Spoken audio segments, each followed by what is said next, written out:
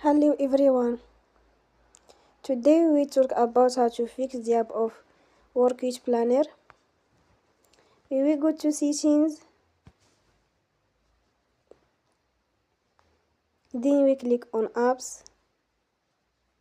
After that we will search the app Workweek Planner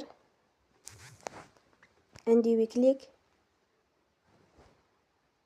Then we will on for stop. After that we will go to storage. Then we click on clear cache. We will go to Play Store and you will update your app. Don't forget to support us by like and subscribe. See you next time and thank you for watching.